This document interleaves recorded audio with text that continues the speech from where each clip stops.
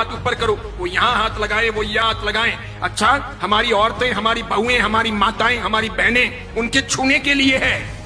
मुंबई के अंदर, पूना के अंदर ऐसे कोरियोग्राफर अपनी कितनी ही लड़कियों को और बहुओं को लेके उड़ गए। इधर एक शादी हुई, उधर दूसरी शादी टूटी। वो कोरियोग्राफी करने के लिए रोज उस शादी के फंक्शन के लिए आता था। महीने भर तक उन्होंने घर की महिलाओं और बहुओं को सब सिखाया। उसी के अंदर एक बहू के साथ प्यार हो गया, इधर शादी निपटी। सेकेंड डे सवेरे वो इस बहू को लेकर रफू चक्कर हो गया, शादी कर ली उसने। समझ रहे हो आप? ये चीजें होगी। साड़ियां भी खुद पहननी सीखनी चाहिए। कोई फैशन डिजाइनर हमें साड़ी पहनाने आए और वो मर्द हो, अच्छा, वो यहां तक हमें छुए और उसके साथ में हमारे घर का भाई हस्तमिलाप करेगा। सारा दिमाग खराब हुआ है क्या? क्या जरूरत है ऐसी? दादियों से पूछो, उनको किसी ने छुआ था क्या? मम्मियों से पूछो, किसी को छुआ था क्या? छूने दिया था क्या?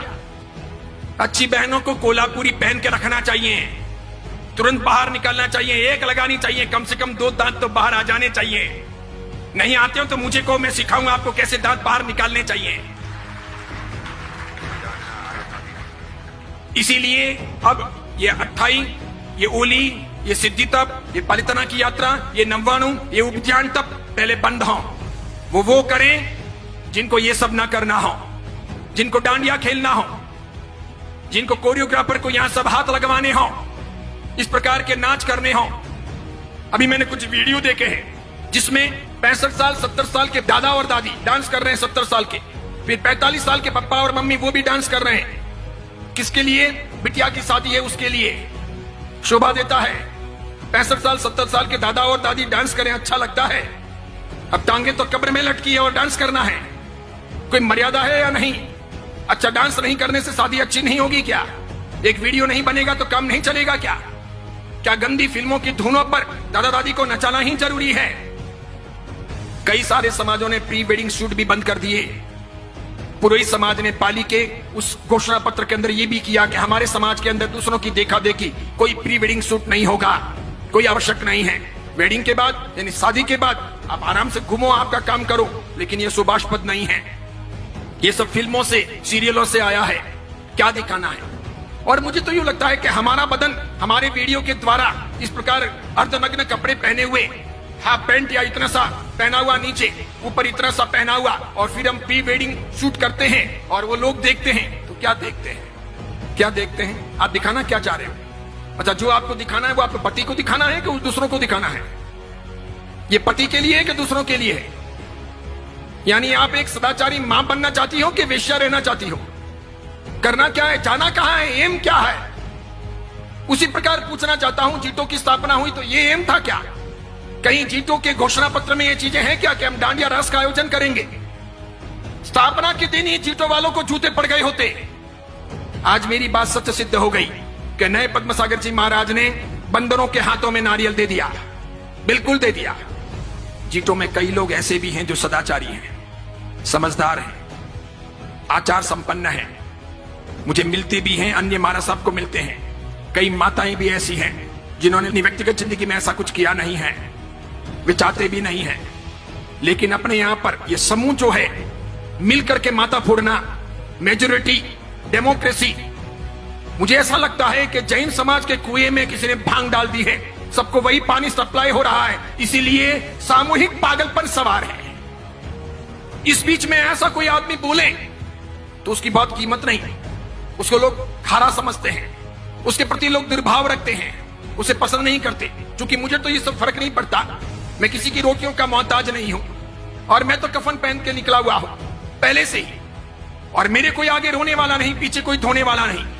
मैं इसकी फिक्र करता नहीं, मुझे कोई बहन बेटी की शादी करवानी नहीं है, मेरा कोई उपास्य नहीं, मेरा कोई मंदिर नहीं, मेरा कोई घर नहीं, मेरे कोई स्थान है नहीं, मैं कल कहां रहूंगा ये मुझे पता नहीं है, इसलिए मैं कोई परवाह करता नहीं कि मुझे किसी प्रकार की गुलामी करनी है, बिल्कुल नहीं, नेवर।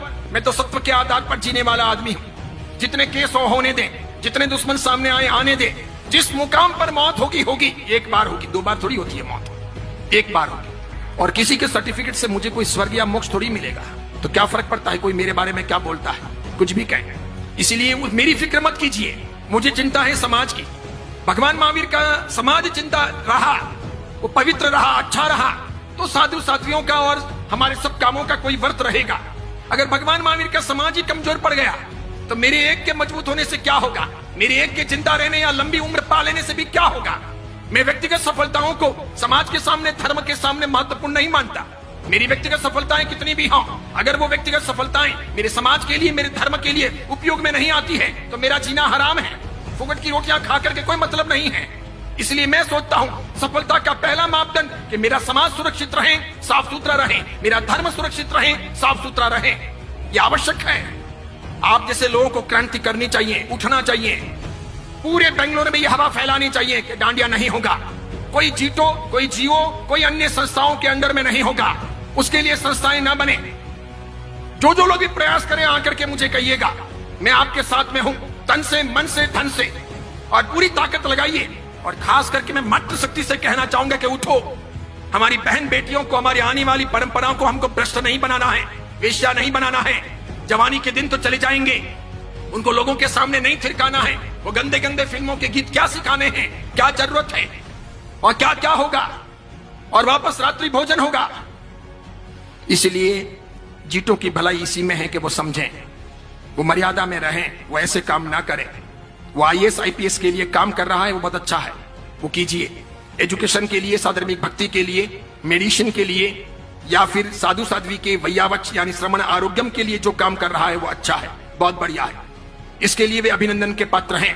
लेकिन ये जो काम किया जा रहा है, इसमें जो लोग भी लगे हुए हैं, बस इसी में शान है कि चुपचाप पीछे हट जाएं, ना करें। इसका अंजाम अच्छा नहीं होगा। फिर ऐसा ना हो कि हमको दूसरे कोई तरीके अपनाने पड़े बंद करवाने के लिए। ऐसी चीजें मान्य नहीं होनी चाहिए।